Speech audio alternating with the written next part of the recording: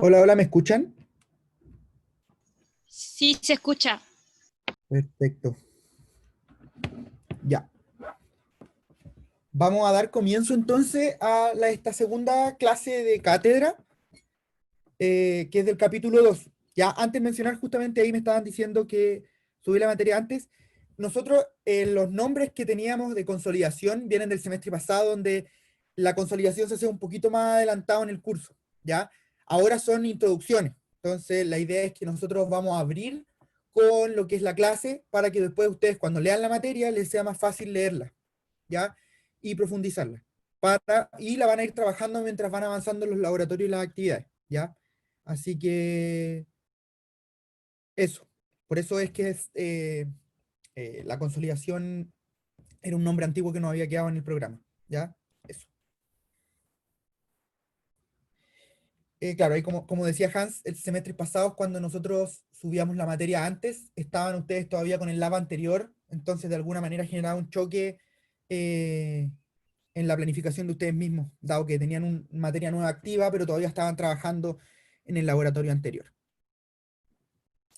Ya, así que si no hay más dudas de esto, empezamos. Yo voy a estar más o menos atento al chat. Si quieren interrumpirme por voz, pueden hacerlo en cualquier momento. Ya, ojalá sea de preferencia por voz. Si no, Hans me va a estar ahí ayudando también en el chat. Ya, entonces empezamos. ¿Cómo va a ser la estructura de esta clase? Eh, Profesor, ¿puedo hacer una pregunta? dime.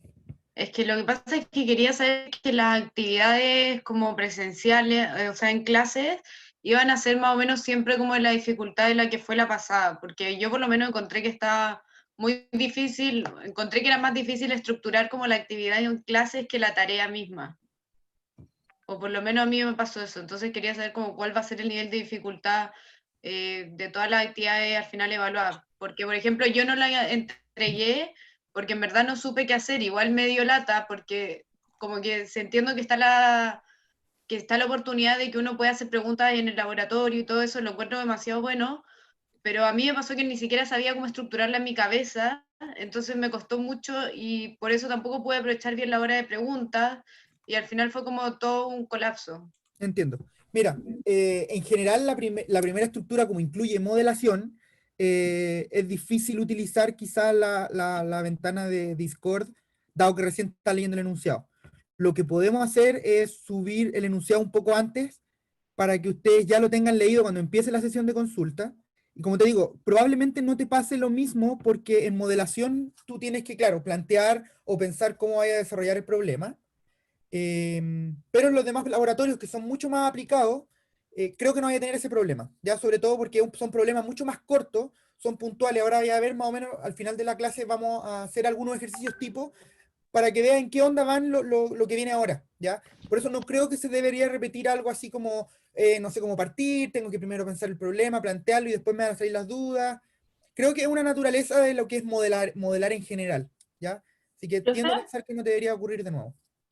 profe, entendiendo eso de que, de que esta materia es de modelamiento, de todas formas, al menos como para mí, la dificultad del laboratorio la encontré mucho menor a la dificultad de la actividad, como que el enunciado, siento que yo hice modelos de tráfico y sentía que estaba haciendo una tarea de modelos de tráfico de mitad de semestre. ¿Ya? Porque había como mucha materia que las llegadas del tráfico de autopista, de entender el contexto del problema que te estaban dando, como que no era algo que, como en invernadero, que uno, no sé, lo tiene un poco más internalizado y es llegar y hacerlo, como que había que entender mucho de fondo del problema antes de poder empezar a aplicar la materia del curso. Sí, Entonces, tal vez recuerda como que, para recuerda que dime, perdón. entonces, como yo creo que va también un poco a eso, de para los próximos laboratorios si es que va a haber que concentrarse mucho en materia fuera como del curso, para Sí, llegar a mira, la dificultad mira, de la actividad. este curso, recuerda que es parte de la malla de transporte. Ya deben haber pasado por el exploratorio. Nosotros, lo único que incluía dentro del laboratorio era llegadas. Lo del adelantamiento era simplemente una lógica de programación, no era necesario saber modelos de tráfico. Eh, la idea es que nosotros de a poco vamos a ir incluyendo algunos problemas que son de transporte, ¿ya? no con el detalle y la profundidad que se ve en los respectivos cursos, pero recuerda que este es un ramo que va aplicado a transporte. O sea, nosotros te vemos habilidades de programación aplicadas en transporte, ¿ya? Así que, pero nunca van a ser cosas profundas de transporte. O sea, lo único que podríamos haber dicho de transporte es que era el contexto en una autopista, pero el problema era modelar entidades que se movían por una línea recta, que podían haber adelantamientos por unas condiciones, y lo único profundo que podríamos decir que había que saber algo detrás era la distribución de Poisson. Pero eso se ve en el ramo de probabilidad estadística, eh, que creo que se ve ahí cómo se generan las entidades. O sea, cuando yo hice ese curso, ahí lo vimos. Por tanto, son conocimientos que creo que deberían estar en cualquier ingeniero que se está formando, ¿ya? Ahora, cada vez que haya algo de externo, nosotros lo vamos a incluir en el enunciado. O sea, la materia correspondiente a la resolución de cada una de las cosas que van un poco más allá del curso, van a estar. Por eso estaba más o menos la definición de lo que era una distribución, estaba explicado que a la larga había que generar tiempo entre llegada, ya, o sea, todas esas cosas no era necesario que las supieras, podría yo simplemente haber dicho, llegan regidos por una distribución de Poisson, un proceso de Poisson, y quizás debería haber determinado que llegan en exponencial, sino que nosotros vamos a ir dando ciertas pautas para que no necesiten estudiar tanto lo que va más atrás. Pero te vuelvo a insistir que este es un curso de transporte, es programación aplicada a transporte, ustedes se están formando como ingeniero de transporte, si no me equivoco, son 90% de transporte, y en ese sentido vamos a incluir cosas de eso. ¿Ya? No quiero seguir dando vuelta más en lo mismo, pero la dificultad debería ser más o menos esa. En algunos laboratorios, dependiendo de su naturaleza, debería ser un poco más fácil, pero no debería ser nunca más difícil de la que ya vimos. ¿Ya? Eso. Quiero meter un poco la cuchara. A ver, yo creo que gran parte de la dificultad percibida tiene que ver con la poca costumbre de enfrentar modelación con programación. Ya, o sea, muchos no programan hace tiempo, hicieron hace harto tiempo Progra o no les gusta Progra, etcétera. Y esta primera materia, justamente al ser una especie de, no la que vamos a ver hoy día, sino la anterior, justamente al ser un resumen de lo de Progra, ya con insertos de cosas nuevas, ya causa mucha mayor dificultad. ¿Ya? Entonces, si bien, como muy bien dijo Francisco, la dificultad de los laboratorios, de las actividades y laboratorios siguientes va a estar más o menos en la misma línea, ¿ya? La percepción de ustedes va a ser distinta, porque va a ser centrado principalmente en la materia que estamos viendo, ¿ya? Adelantándolos un poco, el laboratorio y actividad de este capítulo va a ser resolver problemas de programación, ¿ya? No va a tener tanta relación con modelación orientada a objetos, por ejemplo. No va a tener tanta relación, diríamos, con simulación, ¿ya? Yo creo que el tema simulación mezclado con modelación es lo que les complicó, ¿ya? Entonces, desde ese punto de vista, yo creo que no es necesario que se preocupen excesivamente. La dificultad no va a ir tanto por la modelación, sino por la materia en sí, ¿ya? Y de nuevo, como la materia de la primera parte era algo, entre comillas, olvidado o que no les gusta, se les hizo más complicado, ¿ya? Pero lo después no debiese ser así. Y así ha sido generalmente todos los semestres. Históricamente, modelación es lo que más les cuesta. Históricamente, las primeras entregas, ya sea laboratorio o actividad de modelación, no son buenas. ¿Ya? Uno, porque no tienen la costumbre, dos, porque no programan hace tiempo. Entonces, yo creo que va por ahí esto. No creo que tengan que preocuparse más de la cuenta. La extensión, si bien la parte de programación en sí de la actividad, y lo van a ver con la pauta, era súper corto, ¿ya? La parte de pensar y ver qué hacer era más largo. Y eso justamente se adquiere practicando con programación, modelando harto, etcétera. Y como estaban medios con poca práctica con eso, se demoraron más. Yo creo que es eso. No sé si estás de acuerdo, Francisco. Sí, de acuerdo. De acuerdo. En general, yo creo que son cosas que en general han visto, pero no las han practicado. Y este curso es un curso práctico, ya no es un curso teórico. La teoría está aquí para ayudarnos a hacer las cosas, pero es centralmente práctico. Por tanto, entre más hagan, mejor les va a ir, ¿ya? Una cosa, ya se recolectaron los laboratorios 1. les vamos a mandar una issue personal a cada uno, a sus repositorios privados, con qué es lo que pasó, si se recolectó correctamente, si hubo algún problema con el formato, etc. ¿Ya? Eso se van a enviar una issue que va a aparecer no en las issues del curso, sino que en las del repositorio de cada uno, para que sepan, ese tema. ¿Profe? Y dime. ¿Y esas issues cuándo van a estar? Dentro del día. Dentro del día les debería llegar una issue avisándoles cómo fue su proceso de entrega. Y lo otro, la hora máxima de entrega, recuerden que son 6 horas. Es decir, si lo envían, si ustedes suben el enunciado 6 horas, 1 minuto, ya no se les va a corregir, aunque no, ¿cómo se llama esto? Aunque rellenen el formulario de entrega de fuera de plazo, ¿ya? Es decir, el formulario se puede llenar hasta 12 horas, pero habiendo entregado dentro de las 6 horas después de la hora oficial de cierre de la entrega, ¿ya? Para que lo tengan claro. Profe, yo tengo una pregunta. Dime. ¿Qué pasa si es que yo, por ejemplo, no entendí que era polimorfismo? Nos puedes preguntar, crear una issue. Las issues recuerda que son de materia, de preguntas del laboratorio, etc. Tú puedes preguntar, no me quedó claro qué es lo que es polimorfismo, te podemos aclarar en la issue. Si aún así no te queda claro, podemos conversarlo. Ya, bacán. Gracias. De nada. Ya.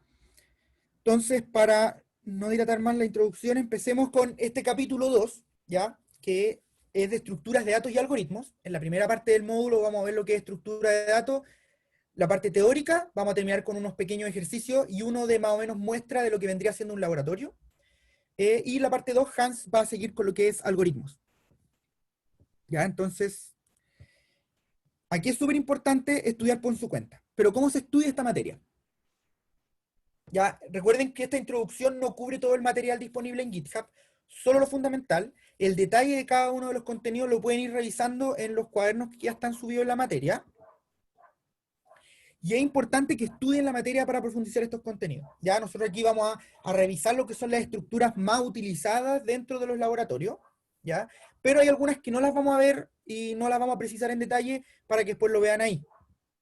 ¿Ya? Y luego hacer ejercicios, ¿ya? Y aquí es súper importante, sobre todo en el capítulo 2, hacer muchos ejercicios, ¿ya? Entre más ejercicios hagan y lo resuelvan, ustedes van a empezar a adquirir una habilidad que es para resolver estos ejercicios, ¿ya? Sobre todo porque aquí el tiempo es crucial, los inputs de los problemas son muy grandes, estamos hablando de 100.000 datos, etcétera, donde la forma en que resuelven el problema sí hace la diferencia, ¿ya? Por tanto, si usa una lista, usa un diccionario, puede marcarle la diferencia. Si ocupa un algoritmo específico, cambia la diferencia también, ¿ya? Entonces, a grandes rasgos, y lo que basa este capítulo, es de pensar mucho y luego escribir código, ¿ya? Entonces, entre más problemas resuelvo, como les decía, más fácil va a ser la solución de futuros problemas. Es súper importante entender el problema, ¿ya? ¿Y a qué me refiero con esto? Muchas veces leen el enunciado, no entienden bien lo que se les está pidiendo, pero ya empiezan a escribir código, ¿ya? La idea es que no hagan esa mala práctica, sino que traten de entender conceptualmente muy bien lo que se les está pidiendo, ¿ya? Antes de empezar a escribir código, ¿ya? ¿Y cómo puedo hacer eso? Para eso puedo usar ejemplos pequeños, ¿ya? Por ejemplo, si el input era una lista de números, parto con pocos números, 3, 4 números, y veo qué pasa. Trato de entender y resolver el problema simplemente pensando para ver cómo me sale. ¿Por qué? Porque muchas veces cuando yo resuelvo ejemplos, es que me doy cuenta cuál es la lógica que debo seguir para programar, ¿ya? A la larga, lo que va a hacer mi cerebro a la hora de pensar un problema es lo que yo debería llevar al código. Una vez que ya jugué con ejemplos, ahí recién debería plantear una solución, sin código todavía, entenderla, y luego programarla, ¿ya? Entonces, esta dinámica la van a utilizar ya sea para los problemas de estructuras de datos o de algoritmos más adelante, ¿ya? Donde siempre es analizar, entender, ocupar ejemplos, y una vez que tienen todo eso listo, recién ahí programan su idea, ¿ya? Y esta primera parte es de estructuras de datos. Entendamos primero qué es una estructura de datos, ¿ya? Algo ya vimos en la primera clase, porque estuvimos viendo algunas estructuras de datos, y son datos especializados que están diseñados específicamente para almacenar o acceder a la información de una forma más eficiente, ¿ya?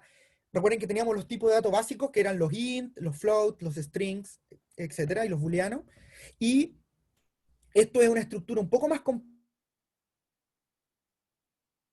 compleja que el dato básico, pero que nos permite trabajar la información y acceder a ella de una forma mucho más eficiente. Y la elección adecuada de una estructura de datos es fundamental para el desarrollo de un buen programa. Ya recordemos que vamos a trabajar con muchos datos, por tanto, es crucial qué estructura de datos utilizo. ¿Ya? Y eso va a hacer la diferencia entre programar y programar bien. ¿Y por qué digo esto? Porque probablemente todos los problemas se pueden resolver por algo que nosotros le decimos la fuerza bruta, que es poco menos que escupir lo que se nos está ocurriendo tal cual, probar todos los casos, y claro, conceptualmente lo va a resolver, ya, pero lamentablemente cuando ya trabajamos con datos excesivos, no va a alcanzar a resolver en un tiempo razonable, se puede demorar horas, días, o incluso puede quedarse ahí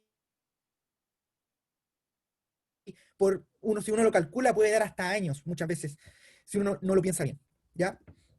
Entonces, en la introducción del capítulo anterior, vimos las listas y las tuplas, ya ahora vamos a agregar conceptualmente lo que vendrían siendo los stacks y las colas. Estas cuatro cosas son más o menos lo mismo, solamente que tienen un comportamiento lógico diferente, ¿ya? Ya vimos que las listas se definen con paréntesis cuadrados y se pueden editar. Se define con paréntesis redondos y son inmutables, ¿ya? Es decir, no podemos modificar los valores que están definidos dentro de ella. Acá tenemos una lista de ejemplo. A los valores de la lista accedemos por los índices. Por ejemplo, al valor 4 accedemos directamente con... accedemos directamente con el valor 0, al 6 con el valor 1, y si queremos acceder de los valores que están del final de la lista, podemos acceder con los números negativos. Es decir, por ejemplo, para acceder al número 1.2, podríamos acceder al nombre de la lista con el índice -1, -2, y así sucesivamente hasta el último valor. Los stacks son una lista, pero que tiene comportamiento LIFO, ¿ya? ¿Qué significa esto? Que cuando yo agrego elementos a la lista, estos se agregan al final de esta, ¿ya? Y cuando los trato de usar, saco del final de la lista, ¿ya? Esto, el típico ejemplo es una pila de platos, donde voy poniendo los platos uno encima del otro, y para yo acceder al último elemento, al último elemento que agregué, tengo que ocupar el que está más arriba en la fila, o sea, en la pila de platos. Por tanto, esta lógica nos hace programar comportamientos donde queremos revisar lo último que hemos agregado, ¿ya? Y ahí después vamos a ver algún ejemplo incluso con lo que vendría siendo stacks.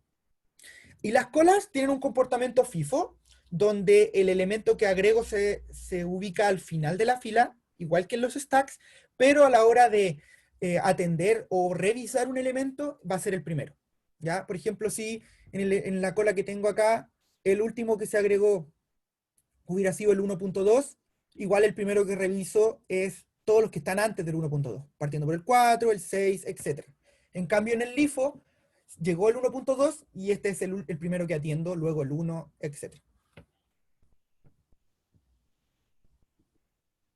Profe, entonces, Sí. ¿el stack y la cola es un tipo de lista? ¿O cómo crearía un...? Mira, en la materia del curso está la implementación directa en Python, pero los stacks a la larga es una lista, con el método append, que agrega al final, y el método pop, que te saca de una lista el último elemento, ¿ya?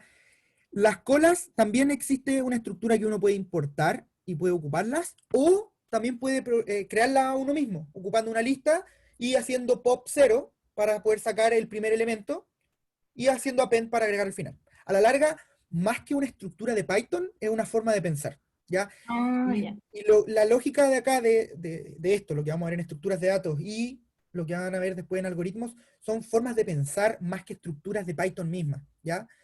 Esto es de pensamiento, esto es de entender cosas, por eso es súper importante estudiar para entender la materia, pero después hacer mucho ejercicio, porque una cosa es saber qué es lo que es, y otra cosa es saber cómo usarla y cuándo usarla, ¿ya? Por eso es la importancia de hacer ejercicio. Pero Ya, es conceptual. De nada. Ya.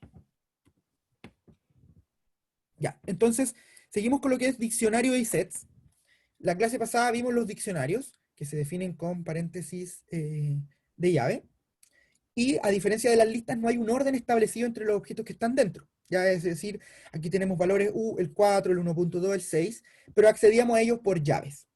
¿Ya? En estas llaves nos apuntan al espacio de memoria que está guardando el valor. Por ejemplo, el 2 guarda el 4, el nota guarda el sol, etc. ¿Ya? Y los sets es lo mismo que un diccionario, pero... ahí está. Pero solo las llaves. ¿Qué quiere decir eso? Que también es una estructura de saco, es decir, no hay un orden establecido en los objetos dentro de un set. También se definen con llaves, pero solo se guardan llaves, valga la redundancia. ¿Qué son estas? ¿Qué ventajas tienen los sets? Que como las llaves de un diccionario no se pueden repetir, a la larga esto es como una lista de valores que están contenidas dentro de un saco. ¿Ya? ¿Por qué? ¿Cómo una lista y no una lista? Porque no hay un orden establecido, es decir, yo no accedo a los valores de un set mediante un índice, sino que accedo directamente mediante a los valores.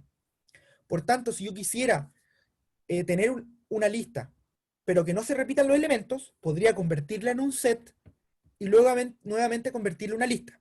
¿Qué va a ocurrir esto? Va a ser que cuando se convierta a set, los elementos repetidos van a desaparecer, y si la vuelvo a trasposar a lista, voy a quedarme con la misma lista inicial, pero ahora todos los objetos, o sea, todos los valores dentro de la lista no se van a repetir. ¿Ya? Por tanto, ¿cómo vamos a utilizar los sets? Los vamos a utilizar como listas, y aquí pongo entre comillas listas, de valores que no se están repitiendo dentro de la estructura. Profesor, Dime. ¿puedo hacer una pregunta? Sí. Si tengo una lista y la transformo en un set y después la vuelvo a transformar en una lista, esa lista sin los elementos repetidos se guarda como en el mismo orden de la lista inicial. No, probablemente al pasar por set, el set los dejó en algún orden aleatorio que después van a quedar en la lista. Tú podrías, por ejemplo, utilizar un sort para ordenarla y asegurarte en la última lista que hayan quedado en algún orden específico. Ya, pero no. Python no es como que me los va a ordenar, no sé, por un orden que tenga predeterminado como por abecedario, sí, no sé. Sí, no sé qué orden usa Python por detrás, pero se te van a desordenar Ya, al pasar por sets. gracias. De nada. Ya. Y la otra estructura que vamos a ver acá es la de árboles. ¿Ya? Árboles son una estructura de árbol, valga la redundancia, que se programa en Python en programación orientada a objetos. Es decir, nosotros vamos a tener que crear nuestra clase nodo. Ahí vemos el nodo H, que es una estructura que viene o nace de otro nodo, que le vamos a decir el nodo padre, y tiene hijos, que son los nodos hijos. ¿Sí? Entonces, lo que podemos programar nosotros es una clase nodo. Y que la clase nodo, ¿qué va a tener? Va a tener nodos dentro de sus definiciones, o sea, va a estar compuesto de nodos. Uno de esos nodos va a ser el nodo padre, y va a tener una lista de nodos hijos. ¿Ya? Entonces nosotros podríamos programar una estructura de árbol. Ustedes la pueden revisar en la materia del curso. Ahí nosotros les damos una opción de cómo podrían programar una clase nodo. La pueden después revisar. Pero a grandes rasgos es que tiene esta estructura, donde tiene un nodo antecesor y tiene nodos que vienen a partir del nodo. Y lo importante de los árboles es que nos permiten recorrerlos con cierta lógica, ¿ya? En la materia del curso vemos dos formas de recorrerla, una en la forma recursiva y otra en la forma iterativa. La forma recursiva usa recursión para poder recorrer el árbol.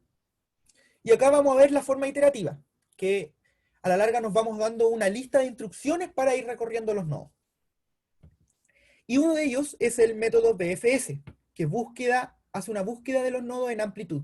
Ya muchas veces nosotros vamos a definir distintos estados de nuestro problema, como distintas opciones de solución, y cada una de esas opciones de solución es un nodo, ¿ya? O sea, cada uno de estos nodos en nuestros problemas va a ser algún estado o posible solución, ¿ya?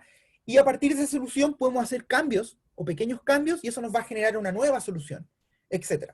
Y dentro de este árbol de soluciones, nosotros queremos buscar cuál es la solución correcta. Y ese árbol se recorre de estas dos formas, ¿ya? Recursiva o iterativa. Y dentro de la iterativa vamos a recorrer o en amplitud, que es la que vamos a ver ahora, donde nos paramos en el primer nodo, y este nodo lo vamos a llamar el nodo raíz, ya que es el que no tiene ningún padre. A partir de este nodo, lo que tenemos que hacer es buscar en amplitud, es decir, todos los hijos que tenga ese nodo. En este caso, tienen los nodos B, C y D. Por tanto, revisamos B, revisamos C y luego revisamos D. Seguimos nuestra lista. Estábamos antes parados acá en el nodo A, ahora nos vamos acá al nodo B. El nodo B, que es el que está acá, tiene dos hijos, que es el E y el F. Por tanto, recorremos el nodo E y el nodo F. Como el nodo E y el nodo F no tienen ningún hijo, entonces pasamos al nodo D. Perdón, estábamos en el nodo B, tenía los hijos E y F, ahora vamos al nodo C, no tiene ningún hijo, después vamos al nodo D, y el nodo D tiene dos hijos, que es G y H. Por tanto, agregamos G y H a nuestra lista de nodos a visitar. Y luego íbamos en el nodo D, revisamos el nodo E, no tiene hijos, el nodo F no tiene hijos, el nodo G no tiene hijos, y finalmente llegamos al nodo H, que tiene 3 hijos y los revisamos. A la larga lo que está haciendo el método BFS nos está haciendo revisar el árbol capa por capa, es decir, nivel por nivel va llenando las revisiones. A diferencia del método DFS, que igualmente partimos del nodo raíz, lo que hacemos es entrar al primer hijo. En este caso, al nodo B. Y vemos si el nodo B tiene hijos. En este caso, el nodo E. Luego subimos un nivel, porque ya el nodo E no tiene más hijos, ¿cierto? Por tanto, volvemos al nodo B y vemos si tiene algún otro hijo. Entramos al nodo F. Como el nodo F ya no tiene más hijos, subimos al nodo B. Acá subimos al nodo B. Como no tiene más hijos aparte del E y el F, que ya están revisados, volvemos al nodo A. Y en el nodo A revisamos nuevamente el siguiente hijo. Estamos parados en el nodo C. Como no tiene más hijos, volvemos a subir al nodo A. Y vemos el último hijo de A, que tiene el nodo G y el nodo H. Y después del nodo H, dado que el G no tiene más hijos, revisamos los últimos 3 nodos, que son el I, luego el J y luego el K. Por tanto, si se dan cuenta, este árbol se fue coloreando de izquierda a derecha, pero siempre llegando hasta el final de cada una de las ramas del árbol, ¿ya? En cambio, el método BFS lo que nos hacía es revisar el árbol a nivel de capas. ¿Dudas hasta aquí? Hemos visto lo que es las listas, donde vimos las tuplas, los stacks y las colas. Vimos los diccionarios que están con los sets. Y ahora estamos viendo árboles, que son una estructura jerárquica que nos permite recorrer para poder visitar distintos nodos. ¿Ya? Y vimos dos métodos de recorrerlo, el BFS, que va en amplitud, y el DFS, que va en profundidad, llegando hasta el final de cada una de las ramas. ¿Qué tipo de ejemplo se podría utilizar un árbol? Mira, después, en la parte de algoritmos, van a utilizar uno en la práctica, pero a grandes rasgos es lo que les comentaba en un momento. Yo para un problema pensemos que tengo que encontrar dentro de una lista 2 números que cumplan cierta condición. Entonces yo lo que me podría parar en el nodo A, por ejemplo, con cierto par. Después, ¿qué pasa si al nodo A yo le cambio uno de los números? Entonces me paso al nodo B. Como son solo 2 números, quizá ya aquí no habría más elementos a buscar. Si en el nodo A cambio el otro número, entonces me podría ir, por ejemplo, al nodo C. Y así sucesivamente. Donde cada uno de mis nodos es un estado en la solución. Es decir, por ejemplo, ocupando el primer número de la lista y el segundo número de la lista. Otro nodo podría ser el primero, pero cambiando el segundo, etc. Igual, como te digo, van a ver uno en detalle en práctico. Yo creo que haciendo un ejercicio práctico te va a quedar mucho más claro cómo se utiliza. Pero a grandes rasgos es para estructurar las posibles soluciones de un problema, por ejemplo. Profe, Dime. que o sea, como había dicho que los stacks y las colas son como más una estructura mental, y los diccionarios y los sets también son como una estructura mental, o hay como una diferencia en cómo están compuestos apenas uno los ve, como los sets de los diccionarios. Mira, los sets son, imagínate cómo estáis definiendo una lista, pero en vez de utilizar paréntesis cuadrado, utilizas paréntesis de llave. ¿Ya? Así se escribe en Python. Y eso te asegura, si incluso tú repites un valor en un set, ese valor se va a eliminar cuando se defina. Ya, Pero gracias. entonces, ¿cuál es la diferencia entre una lista y un set? Que la lista sí te permite elementos repetidos y el set no. Profe, pero ¿cómo le agrego cosas al set? ¿Lo defino vacío al principio y después voy agregándole cosas o puedo definirlo? Podrías agregarle cosas igual como si le agregaras un dato a un diccionario. Pero no puedo definirlo al tiro con cosas adentro. ¿Sí? ¿Sí? Mira, ahora nos vamos a ir al código porque vamos a ver unos ejercicios. Y antes, acuérdame cuando empecemos el ejercicio y te muestro cómo se utiliza el set en código. Igual lo vamos a utilizar en uno de los problemas.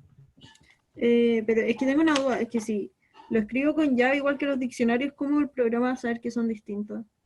Porque en los diccionarios tú das llave, valor. Y en las sets tú das solamente las llaves.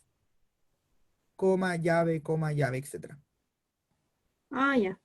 Sí, y Ya. como te digo, acuérdame cuando empecemos a ver código y te muestro un ejemplo. Ya, gracias. ¿De nada? Un detalle antes, otra diferencia entre las listas y los sets es que en la lista sí hay un orden, en el set no hay un orden que se mantenga siempre. Si bien uno puede traspasar un set a una lista y ahí hay un orden, dependiendo de yo los elementos que voy metiendo y sacando al set, ese orden puede ir cambiando. ¿Ya? Entonces, un set no tiene orden, es un saco donde hay cosas y puede ser que en un instante yo le tenga cierto orden, pero en otro instante ese orden puede cambiar. Entonces uno no puede tener un orden constante, a diferencia de la lista, que siempre cuando yo la vea va a tener el mismo orden, a menos que yo lo haya hecho explícitamente el cambiarlo. Eso es la diferencia central, aparte de los elementos repetidos que mencionaba Francisco. Profe, entonces cada vez que mi lista la paso a set, ¿va a cambiar el orden? Es que pierdes el orden. Puede que cambie el orden. Puede que cambie el orden, no tienes garantía del orden. Ya puede que sí, puede que no, porque va a depender de cómo se implementa por detrás, de qué tamaño tiene, y hay muchas cosas. Entonces, por eso la regla es, no nos hacemos cargo, el orden puede cambiar. ¿Una pregunta? Dime. Ah. Es que... ¿Aló? ¿Aló? ¿Profe? Sí, dale. Sí, ya. No, entonces, ¿cómo puedo buscar un valor dentro de un set? Tienes que iterar sobre todo. Ah, ok. Ya, ahora, eso es en teoría. En la práctica, un set está implementado como un diccionario. ¿Ya? Pero eso en la práctica, uno lo ve por detrás, es para hacerlo más rápido. ¿Ya? Pero esto está implementado no exactamente, pero muy parecido a un diccionario que tanto llave y valor son iguales. Entonces uno puede encontrar rápido las cosas. Pero sin tener conciencia de la implementación, uno tiene que tirar por todos los elementos para encontrar algo en un set. Ok, gracias. De nada. Acá preguntan a qué se refiere con el orden en las listas y en los sets, que tú cuando utilizas una lista te basas muchas veces en el orden que tienen los valores dentro de tu lista. Es decir, quiero acceder a la posición 5 de la lista, o a la posición 2 de la lista. En cambio, en los sets, el orden no tiene ninguna seguridad de que va a ocurrir. Por tanto, no puedes basarte en el orden de un set para acceder al valor, sino que accedes directamente al valor. ¿Ya? Es como cuando tú estás en los diccionarios. En los diccionarios tú no sabes el orden en el que está dentro del objeto. Como te digo, la mejor forma de pensar los sets es que tienen los valores dentro de una bolsa. ¿Ya? Por tanto, para sacar el valor necesitas el valor mismo. ¿Ya? No puedes ir a la posición 5 del set, porque probablemente valga algo, después valga otra cosa, etc. Pero lo que puedes hacer es, una vez que tu set ya aseguró que no se repiten los números, es volver a transformar en una lista y trabajarlo con el orden que se quedó luego de haberlo transformado. Profe, Dime. que los sets y las listas tienen los mismos como métodos, o sea, como el append o el pop o esas cosas. No, cada uno tiene método específico. en la materia del curso están los métodos con los que se utilizan, y si buscas en Google también cómo agregar un elemento a un set Python, te va a salir método, etc. Pero se trabajan principalmente como un diccionario en ese sentido. Ya, gracias.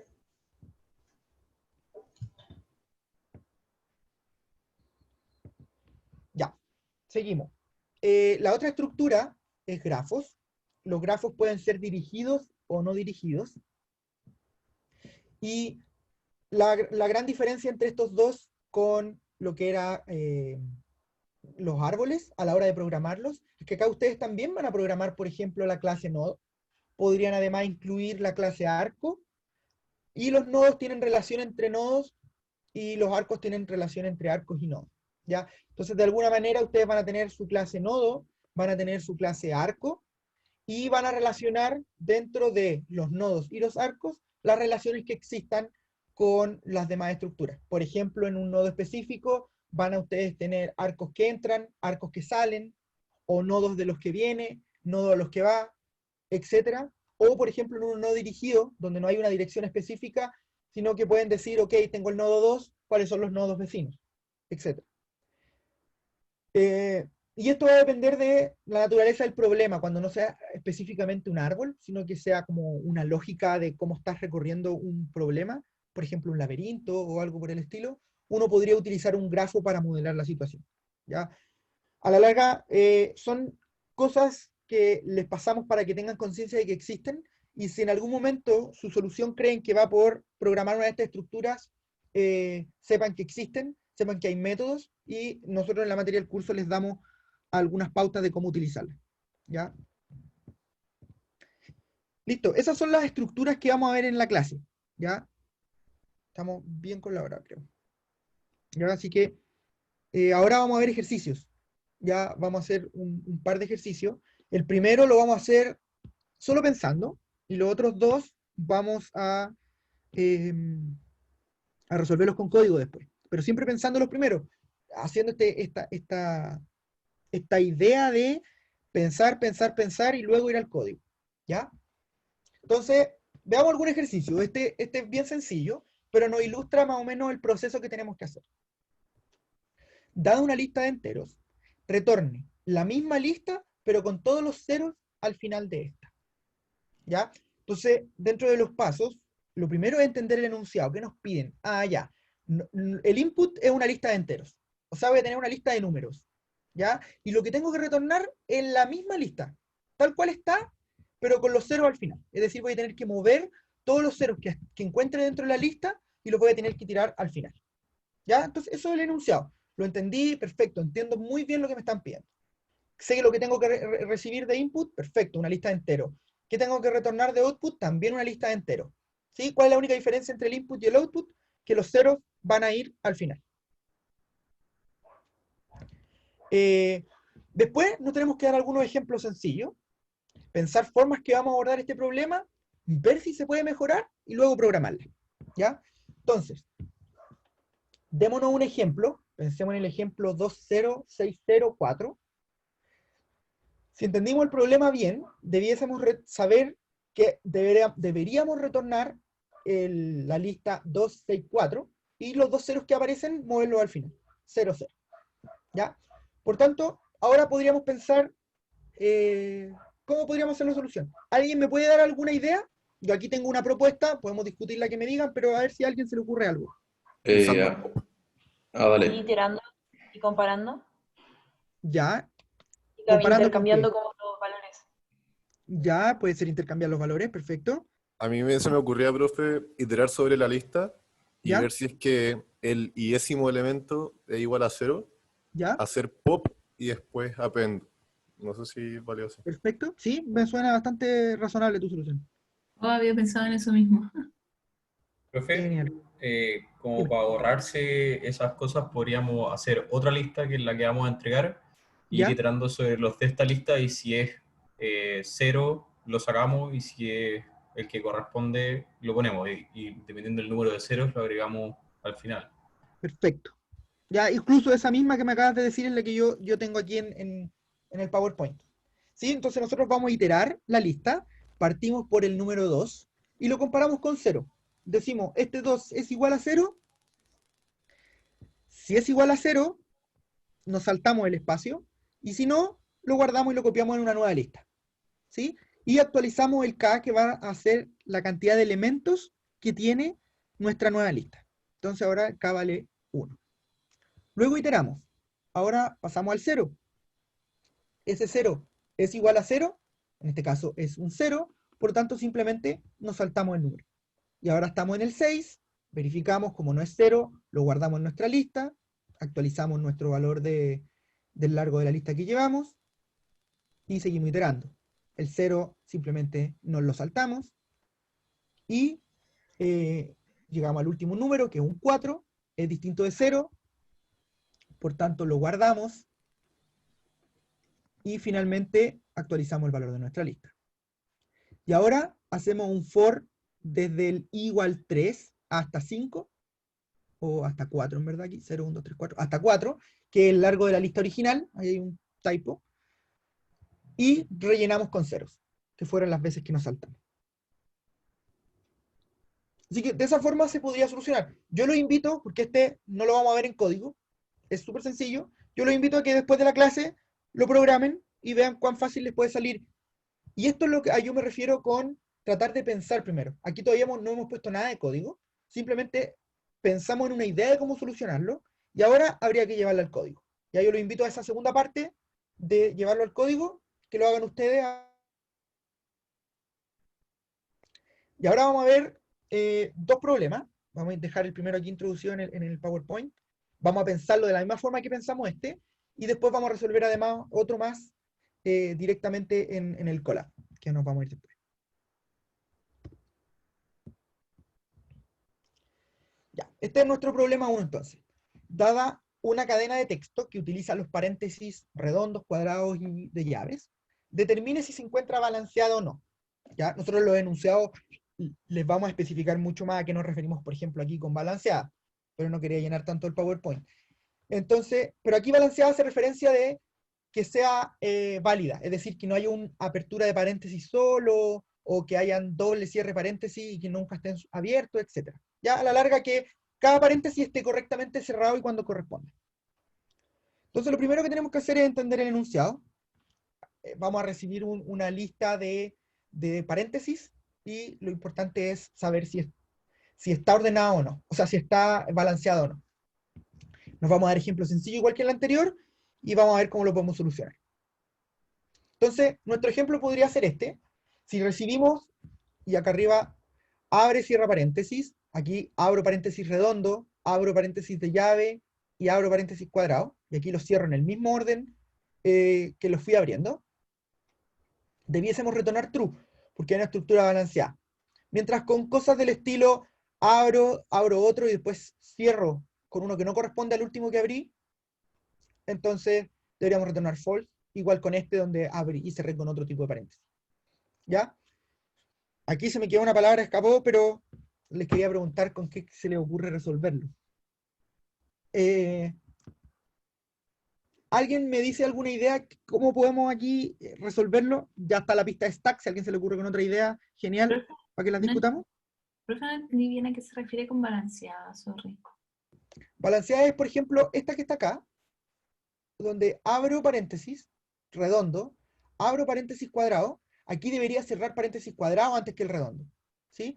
Imagínate que estás escribiendo un problema matemático, como de estos ejercicios combinados que teníamos en el colegio, de suma, resta, multiplicación, división, y le sacáis todos los números y los signos, los paréntesis deberían quedar razonables. ¿Ya? Y con esto me refiero a que se cierre el correcto que vendría, no sé si se entiende. Sí, sí, pero esto sería solamente con el caso de paréntesis, no con contexto. ¿O claro, sería solo paréntesis. Solo es un string de puros paréntesis. Ah, ya, ok, ya.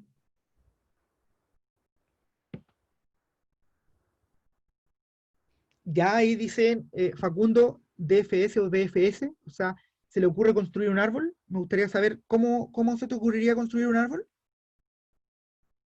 Como ir viendo en profundidad, por ejemplo, si se abrió uno redondo, en un nivel más abajo no podría haber un cierre de uno que es cuadrado, por ejemplo. Como ir en profundidad viendo si al avanzar en la profundidad del paréntesis, o lo que tiene adentro, se va cumpliendo el orden. Ya, pero, ¿qué vendría siendo para ti cada nodo? Para ver si estoy entendiéndote. Un carácter. Un carácter. Ya. Mira, tú podrías ordenar el camino como con caracteres, pero a la larga, si te das cuenta, en tu árbol habría un único camino, porque tú tienes un carácter por espacio. Claro. Si tuvieras que crear estructuras, probablemente podrías usar un árbol, donde a partir de cada nodo salen estas 6 opciones, abrir, cerrar, etcétera, y buscar un camino en el que las cumpla. Pero aquí estamos tratando de verificar si lo que está aquí es correcto. Por tanto, a priori, me tinca que con árbol te podría confundir un poco más. Vale, súper. Ya, aquí me preguntan, hagamos un stack que guarde todos los que abren. Cada vez que llega uno que cierra, debe ser correspondiente al último, y hacemos pop. Si no corresponde, retornamos false. Perfecto. Andrés Lagos es justamente lo que yo tengo acá en el PowerPoint. Veamos qué fue pasando. En este caso tendría que ir recorriendo o iterando sobre mi lista de texto. Ya, aquí estoy parado en el primero. Como es un paréntesis de apertura, lo guardo en mi stack. ¿Ya? Luego, sigo recorriendo. Es otro paréntesis de apertura. Por tanto, lo guardo en mi stack. Sigo recorriendo. Y encuentro un paréntesis de cierre. Entonces yo verifico primero. Si el stack estuviera vacío, es decir, si yo no hubiera abierto nada, y me aparece de la nada un cierra, al tiro retorno falso. ¿Sí? Así que, por ahora, vamos bien. El stack tiene valores. Así que me salto esa condición. Y veo que el último valor sea igual al opuesto. Es decir, si estoy cerrando el paréntesis cuadrado, mi elemento, el último agregado en el stack, debiera ser abrir paréntesis cuadrado. Que es correcto. ¿Sí? En este caso, corresponde, así que lo elimino de mi stack. Y seguimos revisando. Si por A, B o C no coincidieran, entonces retorno false. Luego me paro en el siguiente, me doy cuenta que también que es un paréntesis de cierre redondo, por tanto reviso mi stack, el último elemento. Si coincide con el opuesto, es decir, con el de apertura de un paréntesis redondo, simplemente lo elimino. Y seguimos iterando hasta que terminemos de recorrer todos los paréntesis. Y si el stack estuviera vacío al final, retornamos true. Dime. Que no cacho como por qué se eliminan si es que se supone que no se puede repetir con el mismo carácter, pero son distintos. Entonces como que yo tendría que decirle que lo elimine, pero que no se eliminarían solos, ¿no? Sí, pues tú tienes, aquí estamos pensando en la lógica, no en código. ¿Ya? Nosotros tenemos como un stack, que es una estructura que nos va a ir guardando los paréntesis. ¿En qué parte te perdiste? ¿En el primer cierre? Como en la primera vez que se elimina algo. Ya. Aquí, hasta ahí entendiste, ¿cierto? Íbamos recorriendo el paréntesis redondo del cuadrado, lo agregamos al stack, y ahora nos topamos con un paréntesis de cierre. Sí. Entonces yo lo que hago es revisar el último elemento que agregué al stack y compararlo. El último elemento que está aquí en el stack, lo comparo con el de cierre. Si corresponden al mismo, es decir, este uno de apertura y este uno de cierre, del mismo tipo de paréntesis, entonces lo elimino del stack. Pero es que me quedan como dos dudas, porque no es el mismo carácter, entonces ¿por qué se eliminaría? ¿O es como algo que tengo que hacer yo en el código? No, pues después lo vemos en el código cómo hacemos esto. Aquí recuerda que esto es antes del código. Aquí tienen que pensar que no están primero en la parte del curso de programación. No estamos viendo cómo se programa. ¿Ya? Estamos viendo la lógica que está detrás para después ver cómo programamos esta lógica que pensamos. ¿Ya? Por eso es súper importante no irse al código al tiro. Primero piensen las cosas. Vean cómo se podría resolver. Les aseguro que todo lo que piensen después se puede traspasar a código. Por tanto, después Google ahí los va a ayudar a traducir desde su pensamiento, los va a ayudar a traducir al código. ¿Ya? Pero primero piensen la idea que ustedes quieren lograr. A ustedes en este caso les gustaría que cuando aparezca un paréntesis de cierre, eliminemos entonces el primero del stack. Y así sucesivamente. Por tanto, cuando aparece el siguiente, lo elimino porque coinciden, son paréntesis redondos ambos. Y finalmente, acá tengo una apertura y un cierre, por lo tanto se va a agregar al stack este paréntesis de llave, luego lo vamos a comparar, va a ser el mismo, el Profe, stack queda vacío, por lo tanto retorna true. Dime. es que, ¿por qué, por ejemplo, elige un stack y no volvemos a escoger una lista? ¿Qué diferencia tiene el stack con...? El stack es la lista que está en Python que acostumbramos. ¿Por qué? Porque el método .pop lo que hace es eliminar el último, ¿ya? El stack, como te digo, no es que sea una estructura de Python, es una forma de ocupar la lista. La cola se utiliza de otra forma. Agregamos elementos al final y sacamos elementos del principio. El stack se usa agregar elementos al final y sacar elementos del final. Esa es la diferencia. Es cómo se usa la lista. Por eso te digo que es una forma de pensar. No es una estructura en sí. O sea, es una lista. ¿Ah? O sea, es una lista en el fondo. En Python es una lista, claro. Ya, ok, gracias. Profe, Dime. como hay librerías para colas, por ejemplo, en Python, ¿hay también para stacks? Lo desconozco, pero así de primera respuesta te digo que no es necesario, porque la lista de Python por defecto es un stack. Es decir, con el método append agrega al final y con el método pop sacas del final. Vale. Por tanto, ya tiene comportamiento de stack. Vale, gracias. ¿Listo? Ya. Profe, Ahora, disculpe, dime. ¿qué dijo con respecto a las colas? ¿Que meten al inicio y sacan al final No, po, elementos? piénsalo en una cola de banco. Cuando tú llegas a una cola de banco, tú llegas al final de la cola. ¿Y a quién atienden primero? Al que está al principio. Por tanto, cuando agregas elementos a una cola, se agregan al final, y cuando los sacas de la cola, los sacas del principio. Los stack, los metes al final igual, pero los sacas del final también. Perfecto, gracias. De nada.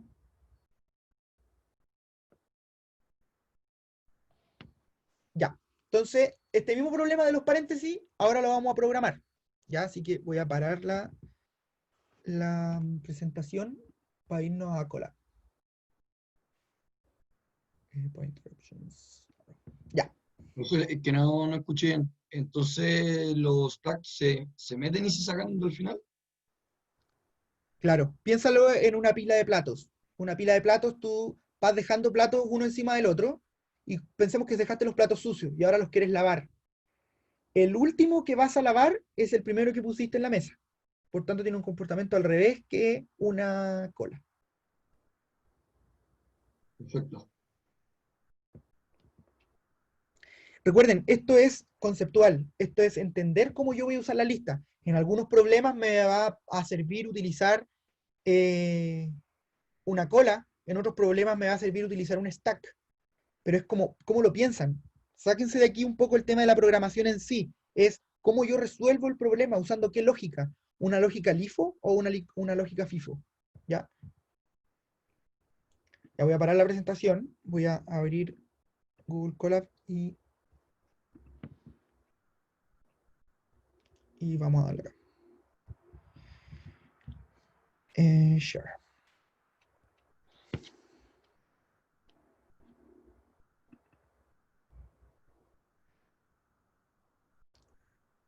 Ya, necesito que me confirmen si se ve ahora el Colab, ¿cierto? Sí. Perfecto. Ya. El problema 1, que era el que estábamos viendo recién. ¿Se ve bien el tamaño de la letra, no? Sí. Sí. Acá. Ya. Entonces, dice, da una cadena de texto, se utilizan estos paréntesis, determine si se encuentra balanceada o no. Ya. En los laboratorios que viene ahora, que vamos a liberar mañana, comúnmente ustedes van a encontrar cosas de este estilo, donde primero vamos a explicar el problema, luego van a ver una palabra que dice entrada y una palabra que dice salida, donde van a ver ejemplos de qué es lo que esperamos que es el input y qué es lo que esperamos que es el output. ¿Ya? Eso al tiro, y además les vamos a decir cómo se tiene que llamar cada una de las funciones. ¿Ya? En este caso es la función problema 1. Entonces voy a escribir def problema 1, y dentro voy a recibir la entrada. que aquí puede ser el nombre que ustedes quieran porque da lo mismo. Lo importante es que sea de la estructura que nosotros le damos. ¿Ya? Entonces vamos a ponerle aquí paréntesis. Entonces vamos a recibir paréntesis. Y dentro vamos a tener que escribir toda nuestra lógica. Yo no voy a usar acento a propósito para que no pase nada. Lógica de resolución. Y en alguna parte voy a tener que retornar true o false, dependiendo de lo que pase. ¿Ya? Entonces, así va a ser mi función, y luego la voy a utilizar, ¿cierto? Y aquí vamos a crear una segunda celda, donde yo podría utilizar el problema 1. Aquí vamos a poner ejemplo, y vamos a poner el que está acá, por ejemplo. Va a recibir el ejemplo, y esto debería retornar true o false cuando después terminemos nuestro método. ¿Ya? Entonces, acá vamos a programar nuestro problema. ¿Y qué es lo que habíamos hecho al principio? ¿Qué es lo que necesitamos para que este problema funcione?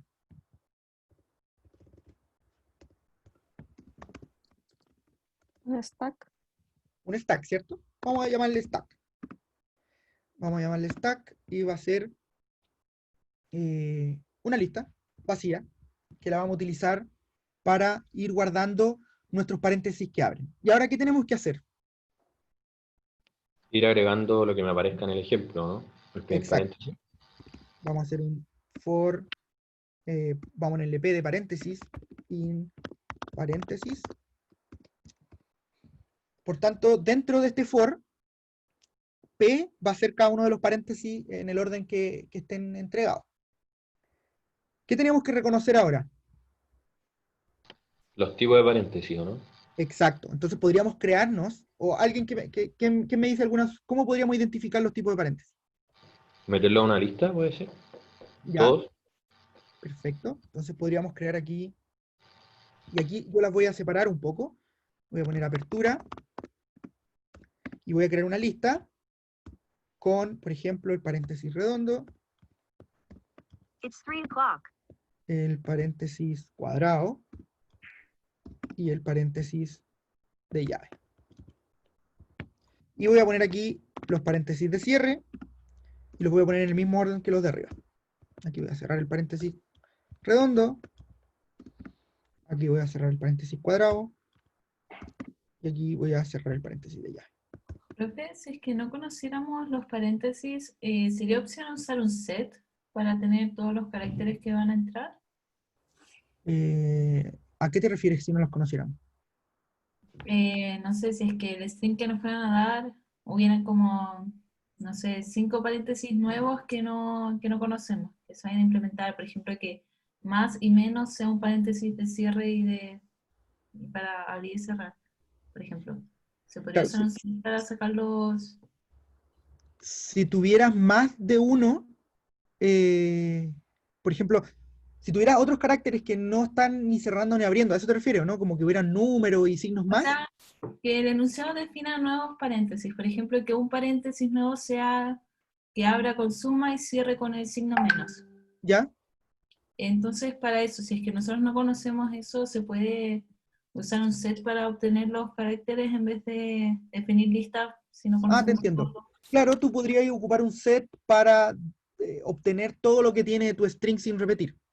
Podrías utilizarlo y después, pero siempre te tienen que entregar una lógica, o si no, no hay cómo programarlo. Te tienen que decir, si aparecen estos signos son de apertura, si aparecen estos otros son de cierre. Podría incluir todos los paréntesis que te digan en el enunciado dentro de estas listas, o lo que tú dices, pero en alguna parte igual los vais a tener que identificar, así que conviene mejor definirlo.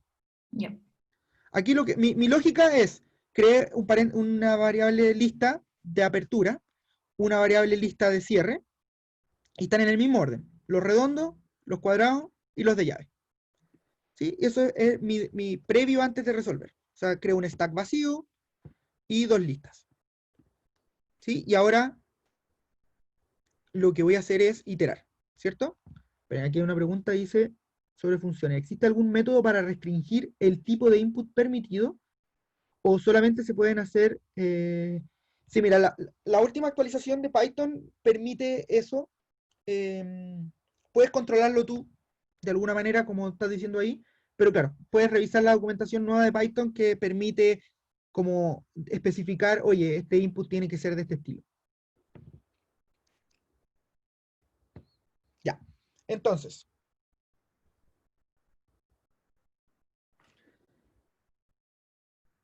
Vicente, no sé a qué te refieres con un assert.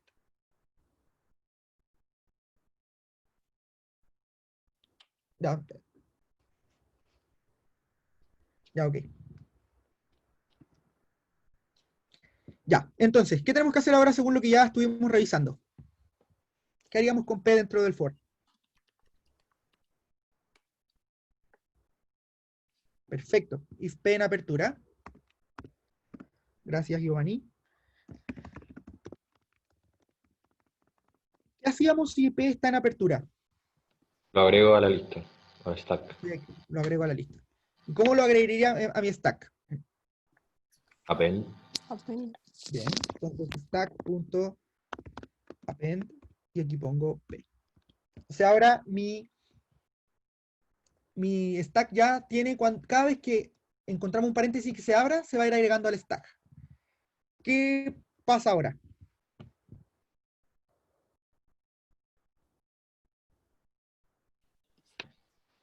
Tengo que ver si es que el último que agregué coincide con el de cierre o sea, con el primero que venga de cierre en la lista del ejemplo. Ya, sí, ahí me dice Vicente, no, mentira, me dice Ignacio. Y P en cierre, perfecto. Dado que no está nunca en apertura y en cierre a la vez, aquí basta que yo ponga un elif para que no lo revise todas las veces, in P in cierre. ¿Cierto? Entonces, cuando esté en cierre, ¿qué va a pasar?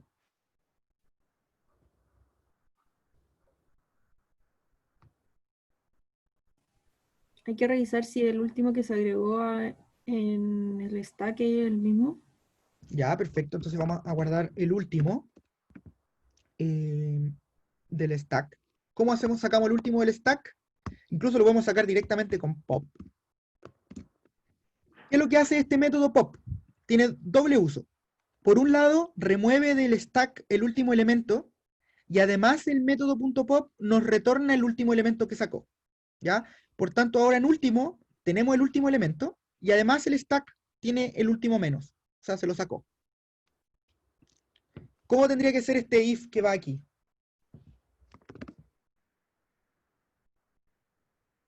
Tiene que revisar las posiciones del último y del P en apertura y cierre, ¿no?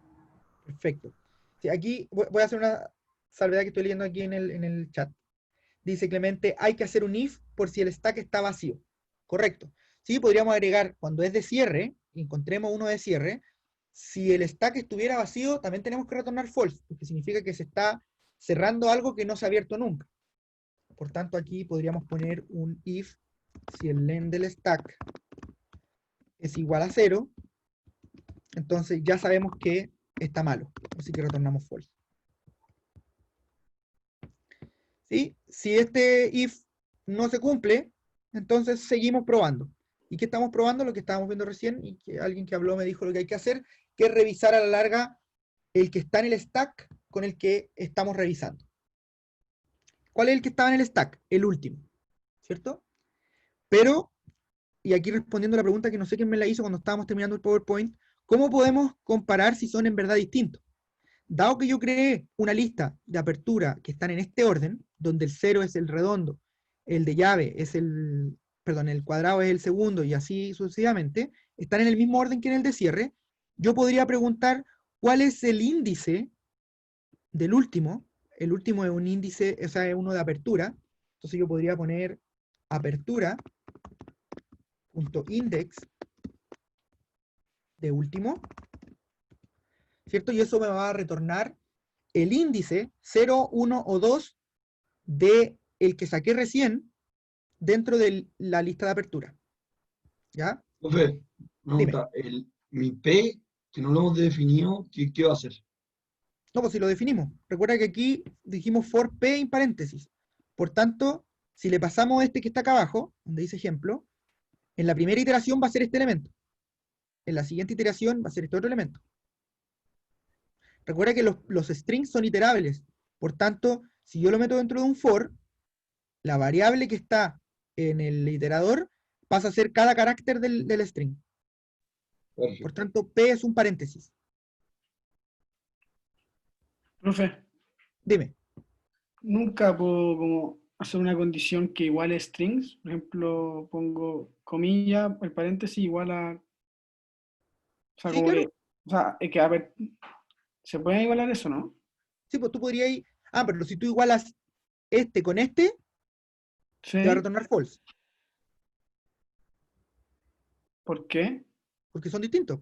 Uno es apertura y otro es cierre. Ah, de veras, sí, po, de veras, me equivoqué, perdón.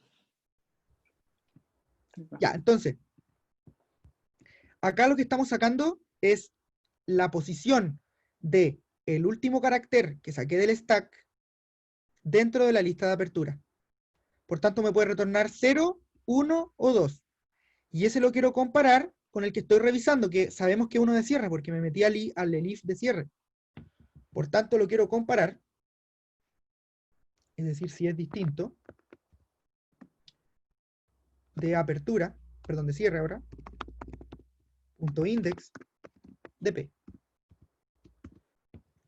¿Sí? Donde quiero ver cuál es la posición del paréntesis que estoy viendo dentro del cierre, que está acá arriba.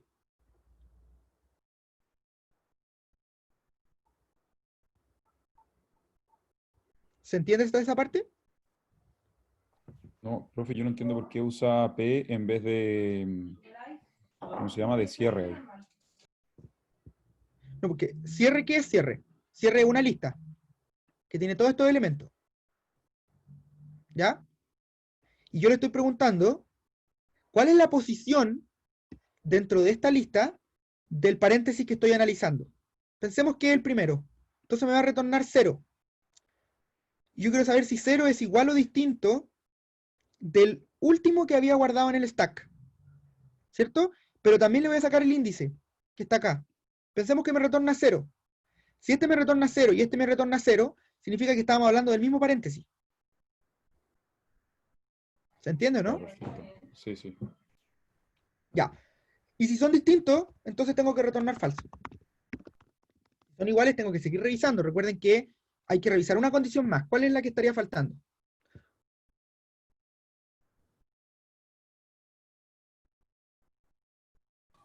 ¿Que sean iguales? Claro, que sean iguales deberíamos, pero que sean iguales implica que sea true y hay que retornar true, o todavía no estamos listos, falta revisar algo más. Después de haber recorrido toda la lista. Ya, ¿qué tiene que cumplirse después de haber recorrido toda la lista? Que esté vacío. Exacto. Entonces, if después de haberse acabado el for, si el stack, el len, es igual a 0, entonces recién ahí puedo decir que esto es true. Pero nunca hice lo de eliminar el último elemento del stack si es que eran como de cierre. Y el que había antes era de apertura y que calzaran. Aquí estamos solamente, recuerda que en el stack solo estamos agregando de aperturas. El stack siempre tiene elementos de apertura, nunca de cierre. ¿Por qué? Porque el método append está solamente usado dentro del if p in apertura. Ah, sí, pero nunca entonces borramos los que agregamos, ¿o no? Aquí, el punto pop. Punto pop, ¿qué es lo que hace? En una lista elimina un elemento. ¿Cuál? El último. El pop también puede uno especificar el índice para que se elimine un específico, ya, pero por ahora lo vamos a usar así. Si no le indican nada al pop, pop lo que hace es eliminar el último elemento de la lista. Y la gracia que además tiene es que te lo entrega. O sea, lo puedo guardar en una variable. Ya. Profe, si le entrego algo al pop, Da lo mismo en qué posición esté, lo elimina igual. ¿Tú dices si lo entregas acá? Sí. No me quedó claro para qué sirve el último if que tiene ahí. Espera un poco. Leave Aquí apertura te index. respondo. Si tú le entregas un índice al pop, te va a eliminar el elemento que esté en la posición de ese elemento. Por ejemplo, si le pongo el 0, va a eliminar el primer elemento del stack. Pero en este caso, como estamos ocupando un comportamiento tipo stack, solamente deberíamos usar pop. ¿Por qué? Porque pop por defecto elimina el último. Ya sí, pero y si no tengo que darle un índice, no puedo darle lo que quiero eliminar. En este caso algún paréntesis. No. Creo que remove lo que hace es eliminarte un valor. Pero eso lo puedes buscarlo en Google. No Ya me lo sí. sé de memoria. Gracias. Ya. ¿Y qué me falta aquí en el else? Que era return false. O sea, si esto no se cumple, igual hay que retornar false. ¿Sí? Entonces, podemos eliminar esto. Y podemos darle play al método. Esperemos un poco, está lento. Tiene que dejar de girar acá. Profe, ¿podría repetir como por qué el largo de stack tiene que ser 0 para que sea como verdad? Ya, porque eso significa que quedó un paréntesis abierto que no se ha cerrado. Recuerda que el stack está guardando todos los paréntesis que se abren, ¿ya? Y lo sacamos cuando encontramos el que se cierra de esa lista, de ese stack. Por tanto, si al recorrer todo el stack sigue teniendo elementos, eso significa que hay paréntesis que se abrieron y que nunca se cerraron. Y profe, que en el ejemplo que había dado en el Power, creo que había como uno que era como un ejemplo que te debía dar false, que era como corchete de llave, después como corchete del otro redondo, después de llave de nuevo y cerraba con redondo, y salía que era falso. Pero según yo, como que con las condiciones que tenemos acá, tiraría que es verdad esa, ¿no? Tú dices algo así, ¿no? Vamos a poner aquí ejemplo 2.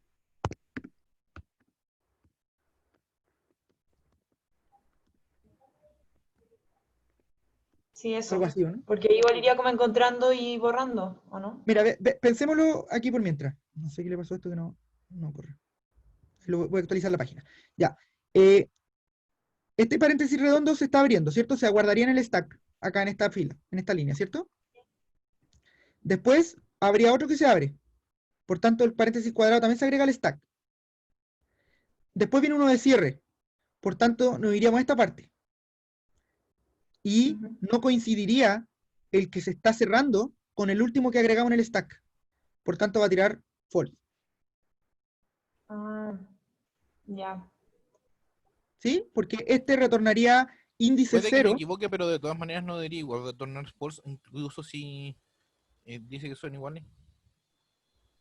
Porque No el entiendo de tu pregunta. cierre y el de apertura son diferentes, así que... Claro, debería retornar false. Ya, déjenme reiniciar esto. No, que me refiero a cómo están ordenados los signos. Si entiendo que eso se refiere con la lógica, pero como está escrito en el código, igual no saldría igual false. No entiendo tu pregunta. Si me la podéis clarificar. No me queda claro el último if. El que está debajo de último igual stack. ¿Este? No me queda muy claro qué representa. Ya, este representa que después de haber terminado el ejercicio. No, el que está arriba, el que está arriba. Este. Ese. Ya. Recuerda que en el if, si es que está en la apertura, lo que hacemos es agregar al stack el paréntesis que se abre, ¿cierto? Sí. Y cuando nos topamos con uno de cierre, revisamos esto. Es decir, sacamos el último elemento que hay en el stack y comparamos ese último elemento con el paréntesis actual. Por tanto, parémonos en este ejemplo. Estamos aquí revisando el paréntesis cuadrado. Se agregó en el stack, por lo tanto, el primer elemento que voy a revisar yo del stack. Después me toca revisar el redondo. Como es un paréntesis de cierre, me voy a ir al if p cierre y me voy a ir a esta parte.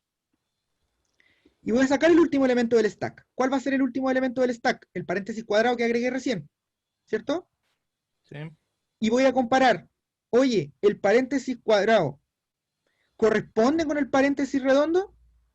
Y no van a corresponder. Por tanto, retorno false. Si son distintos, retorno false. ¿Y con qué lógica usé para compararlos? los puse en la misma posición dentro de una lista, los apertura y de cierre. Por tanto, comparo. Ya entendí. ¿Sí? Genial. Profe, entonces el if length stack igual a 0 sería en el caso de que el largo del stack fuera impar, o sea que el largo del paréntesis fuera impar. No, esto está diciendo que el largo no hay elementos, dicen que el stack está vacío. O sea, claro, pero me refiero a que va, el else false sería en caso de que fuera impar y no hubiera un último. No, aquí no estamos analizando paridad, no estamos nada con paridad. Estamos diciendo que si la stack está vacío o si no está vacío. Esto es igualdad, no es porcentaje. Yeah. Esto dice, si el largo del stack es 0, entonces retorna true, porque significa que quedó todo bien. Si no, significa que queda un paréntesis abierto. Profe, Dime. pregunta que no entendí por qué cuando mostró el ejemplo 2 dijo que iba a borrar el paréntesis cuadrado, siendo que el último iba a ser como el de cierre, ¿o no? El circular. ¿Tú dices en el ejemplo 2? Sí. Mira, voy a correrlo igual. Vamos a ver aquí ejemplo 2. Me retorna falso. ¿Por qué me retorna falso? Porque vamos haciendo aquí la lógica. Primero, mi stack está vacío, ¿cierto? Sí. Ya, primero mi stack está vacío. No tiene absolutamente nada. Empezamos a revisar este, ¿cierto? Como es de apertura, lo agrego al stack.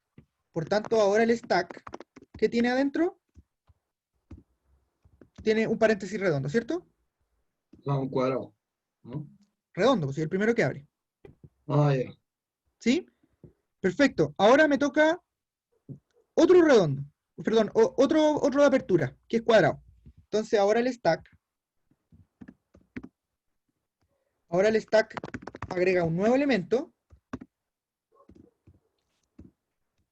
que es el redondo que estaba antes, y agrega el cuadrado.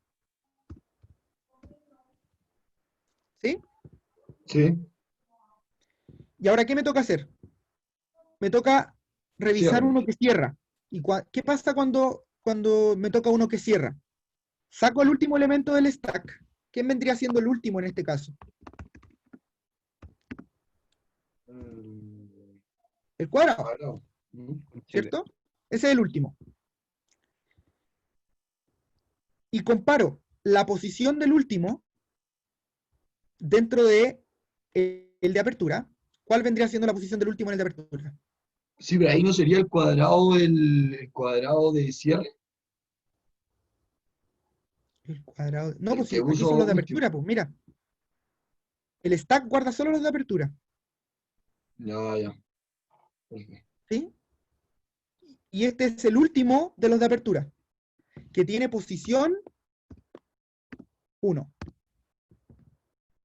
Y ese lo comparo con la posición que tiene P, que en este caso el P en esta iteración es el redondo que cierra, y ese tiene posición 0. Por tanto, no se cumple. Por tanto, esto retorna falso. Perfecto. Ya, miren, son las 3:20. No sé si hay otra pregunta de este problema. Yo tengo una pregunta, profe. Dime. Pero como más general, es que no me quedó muy clara la diferencia entonces entre una stack y una lista, porque como que acá definí una lista con el nombre de stack nomás, pero Claro. no A la larga, ocupamos- como te dije, no ocupamos en la stack. Así. Sí, pues esto es un stack. Recuerda que el stack es una forma de pensar. No una Ah, estructura. ya. El stack estoy agregando y estoy sacando de al final. En otro problema, por ejemplo, una llamada telefónica, podría utilizar una cola, pero en verdad también quizás lo utilice como una lista a nivel de Python. Pero voy a estar ocupando pop0. ¿Por qué? Porque voy a estar eliminando todo el rato el primer elemento, que es el que está próximo a ser atendido. Ya, o sea, es como una forma de resolver los problemas. Exacto. Todo esto de algoritmos y estructuras de datos son formas de pensar, formas como yo resuelvo un problema. ¿Ya? Ya, Y el ok, problema 2 eso. va a quedar propuesto. Yo se los voy a subir igual dentro de este archivo con comentarios para que lo entiendan. Ya, así que damos 10 minutos ahora para que tomen un relajo y un descanso para empezar a la segunda parte.